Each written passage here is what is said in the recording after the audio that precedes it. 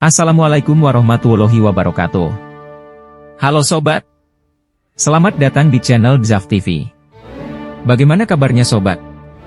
Semoga kalian selalu dianugerahi kesehatan dan rizki yang melimpah. Amin. Dongeng-dongeng Abu Nawas atau Abu Ali Al-Hasan bin Hani Al-Hakami kebanyakan berisi cerita-cerita humoris yang mengandung pesan inspiratif.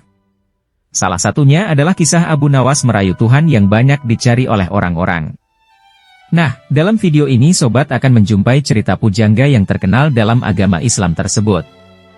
Bukan hanya kisahnya, ada juga pembahasan mengenai unsur intrinsik, fakta menarik, serta pesan moral yang bisa diambil. Bagaimana? Sudah penasaran dengan kisah Abu Nawas merayu Tuhan? Kalau ya, tak perlu banyak basa-basi lagi, mari simak informasi lengkapnya dalam penjelasan berikut. Abu Nawas merayu Tuhan.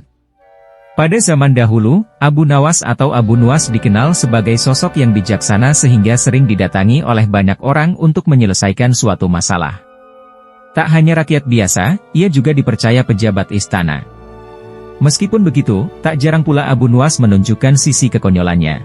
Bahkan, ia juga pernah dipanggil sebagai orang gila oleh orang-orang yang belum kenal dengan kepribadiannya. Namun, sisi bijaksana sang sufi akan terlihat ketika ia dimintai tolong ataupun saat mengajar murid-muridnya.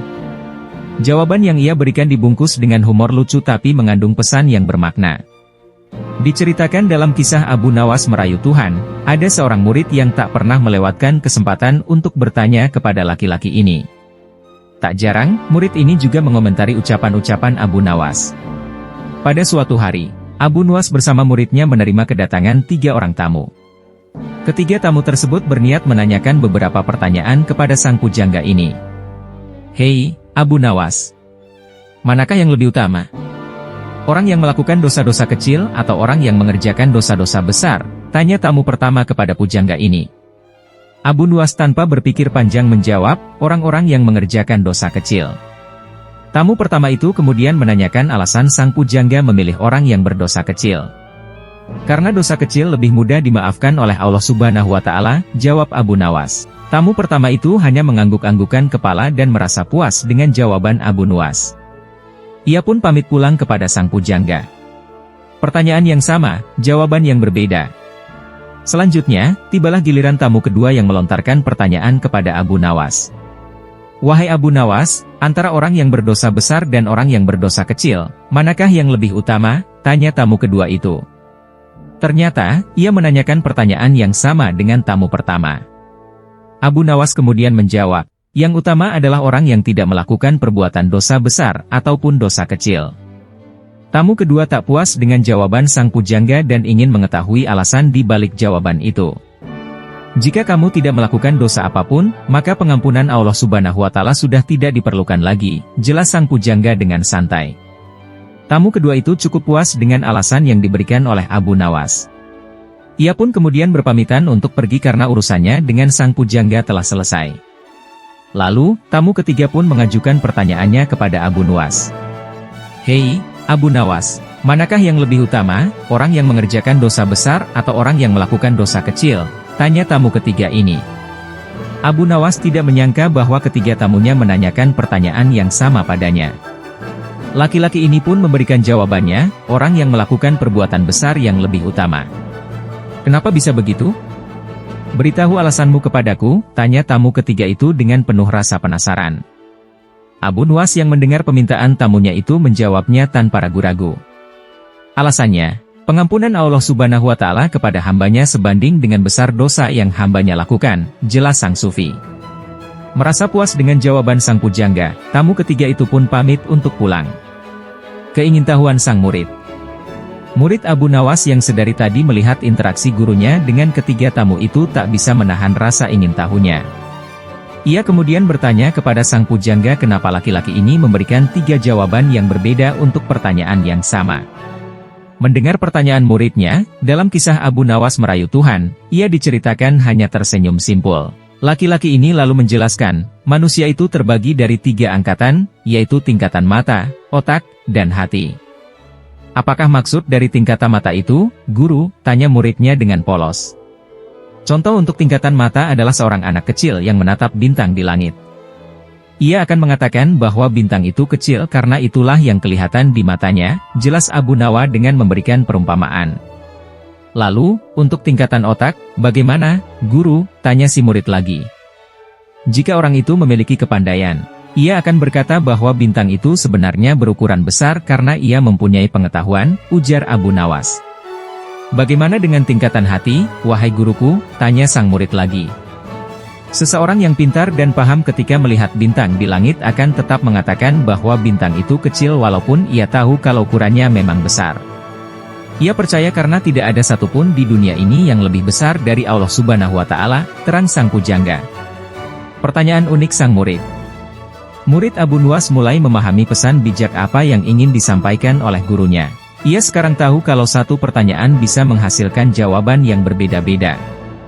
Namun, ia masih memiliki pertanyaan untuk gurunya itu.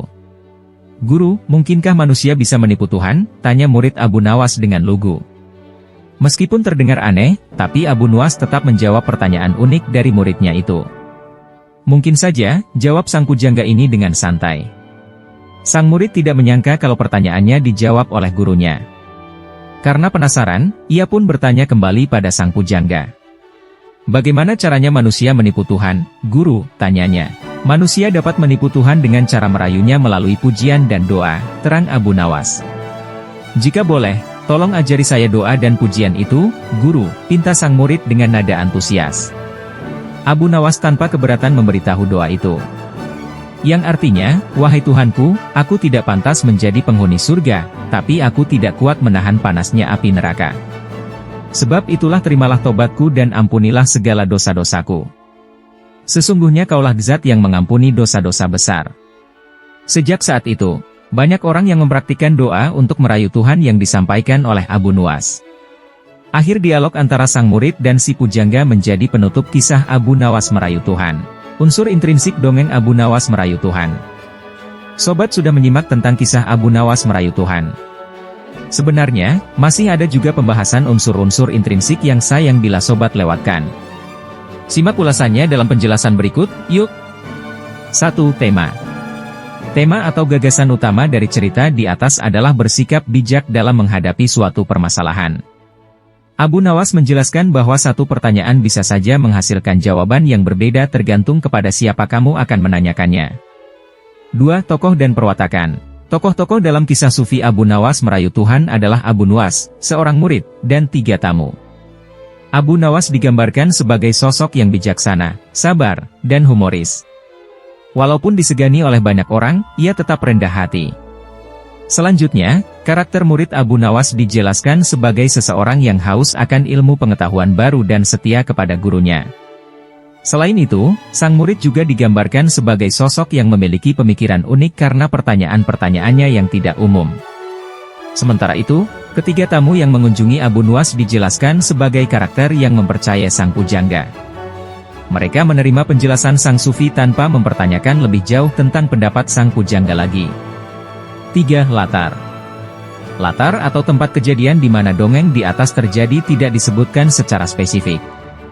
Namun, bisa diperkirakan kalau dialog-dialog antara Abu Nawas dengan ketiga tamunya terjadi di sebuah ruangan yang bisa disaksikan oleh muridnya. 4. Alur. Alur atau jalan cerita Abu Nawas di atas termasuk dalam alur maju atau progresif. Awalnya, kisah dibuka dengan perkenalan karakter Abu Nawas yang telah populer sebagai sosok pujangga yang bijaksana. Selain sebagai pujangga, ia juga menjadi guru untuk murid-murid yang ingin menimba ilmu padanya. Selanjutnya, dialog antara ketiga tamu sang pujangga mengembangkan jalan cerita supaya lebih menarik.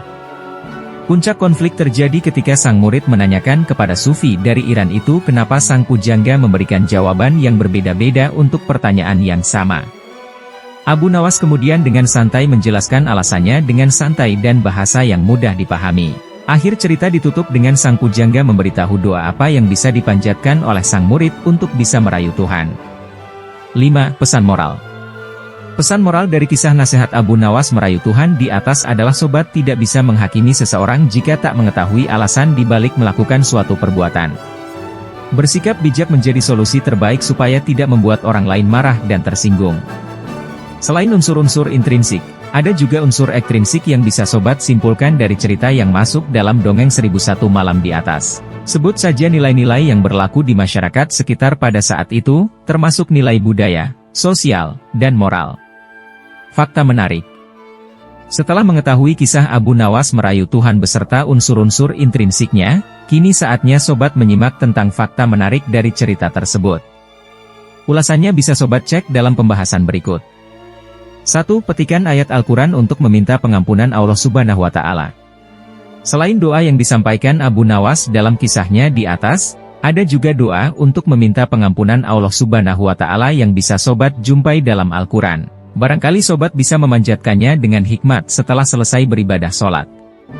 Pertama adalah potongan dari Quran Surat Al-Imran ayat ke-6 yang artinya, yaitu, orang-orang yang berdoa, "Ya Tuhan kami benar-benar beriman, maka ampunilah dosa-dosa kami dan lindungilah kami dari azab neraka." Selanjutnya ada juga petikan dari Quran Surat Al-Mukminun ayat ke-109, yang terjemahannya adalah, sesungguhnya ada segolongan dari hamba-hambaku berdoa, "Ya Tuhan kami telah beriman, maka ampunilah kami dan berilah kami rahmat, Engkau adalah pemberi rahmat yang terbaik." Terakhir adalah Quran Surat Hud ayat ke-17 yang mengandung arti, "Ya Tuhanku, sesungguhnya aku berlindung kepada Engkau dari memohon kepada Engkau sesuatu yang aku tiada mengetahui hakikatnya. Dan sekiranya Engkau tidak memberi ampun kepadaku, dan tidak menaruh belas kasihan kepadaku, niscaya aku akan termasuk orang-orang yang merugi." Kisah Abu Nawas merayu Tuhan sebagai cerita tauladan menumbuhkan kebijaksanaan. Demikian ringkasan salah satu cerita Abu Nawas yang paling terkenal yang bisa saya rangkum. Sobat bisa membagikan kisah di atas untuk menumbuhkan sikap bijaksana sejak dini untuk buah hati tercinta. Atau, sobat juga bisa mencerikan dongeng yang bagus itu kepada keponakan-keponakan saat kumpul keluarga. Terima kasih sudah menonton. Jika suka dengan video ini silahkan like, komen, dan subscribe channel Zaf TV. Sampai jumpa di video selanjutnya. Wassalamualaikum warahmatullahi wabarakatuh.